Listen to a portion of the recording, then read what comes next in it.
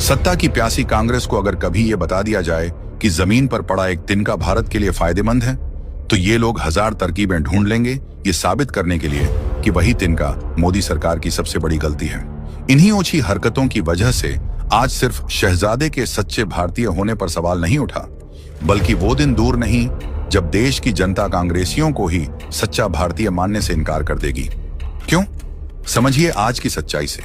जब पूरी दुनिया इजराइल को कोस रही थी, युद्ध रोकने का दबाव बना रही थी, तब इजराइल का विपक्षी नेता भी अपने प्रधानमंत्री नेतन्याहू के साथ खड़ा रहा।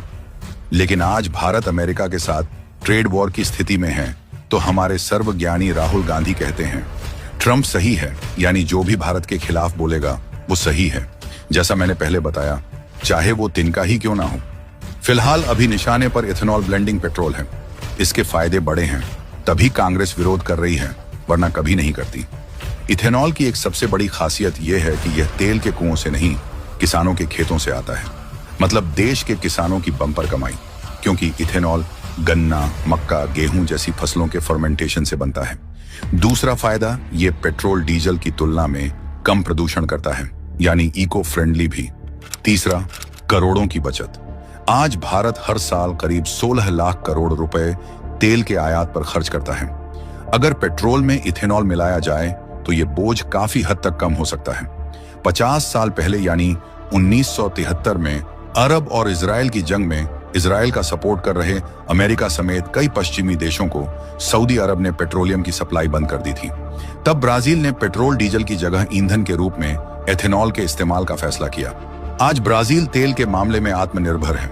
भारत भी ऐसे ट्रिक आजमा कर आत्मनिर्भर बन जाए, ये कांग्रेस को मंजूर नहीं। कांग्रेस पार्टी इस बेचारे इथेनॉल को भी विलेन बनाने में जुटी है। बता रही है कि जब आपकी गाड़ी खराब हो तो आप मैकेनिक या कंपनी को नहीं, मोदी सरकार को कोसे। मतलब कांग्रेस को मुद्दों का अकाल ऐसा पड़ा जैसा नेहरू इंदिरा के जमाने में अनाज का था। क्या ये संयोग है कि देश में जब रूस से क्रूड ऑयल खरीदने को लेकर अमेरिका दबाव बना रहा है, तभी कांग्रेस को इथेनॉल ब्लेंडिंग की याद क्यों आई? ये इथेनॉल पेट्रोल तो पहले से बिक रहा है। असल में कांग्रेस देश में ऑयल पैनिक फैलाना चाहती है। समझना होगा कि कांग्रेस अपने विदेशी आकाओं के आदेश के बिना एक कदम नहीं बढ़ाती, इसमें कोई शक नहीं है। अमेरिकी डीप स्टेट भी इथेनॉल ब्लेंडिंग को लेकर प्रोपेगेंडा फैला रहा है। लेकिन 100% सच ये भी है कि कांग्रेस उसे बढ़ावा दे रही है और अपने देश के किसानों के खेत की फसलों से बने इथेनॉल की बुराई कर रही है।